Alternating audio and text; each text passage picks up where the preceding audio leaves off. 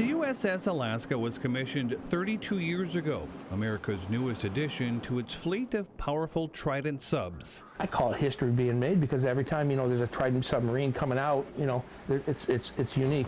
Navy veterans Wayno Salo and Tom Timpson were part of the very first crew. In fact, before he enlisted in the Navy, Timpson helped build the USS Alaska, and he became hooked on submarines. First class, EO1 Kelly, and he said, Don Kelly was his name, he said, "You don't want to be a bubblehead."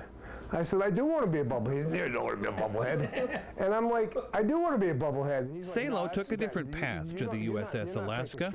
Basically, the economy was terrible. It was stagnated. The auto industry, everything back in the 80s, early 80s was bad. So I elected to just take off and try it, do it. And I thought it was like the great thing to do. After boot camp, Wayno met Tom in sub school, and the two developed a fast friendship as only bubbleheads can. See, Tom and I were driving the boat right here like this. We're driving the boat like this right here. Now, right here. With the planes right in front of us. Right here like this in front of us. And there's a console between us about that wide. Just days after the crew was commissioned in January of 1986, they would be called to help with one of our nation's biggest tragedies. The Space Shuttle Challenger blew up. It was the USS Alaska that was sent to help recover the wreckage. We had astronauts who were standing on the pier with us, and we would bring them a mangled piece of burnt something, and they would set it down, and they would go, "That is," and they knew exactly what it was. Just like we know how our submarine was built. They knew how the Challenger was built. They knew they could identify mangled pieces of wreckage.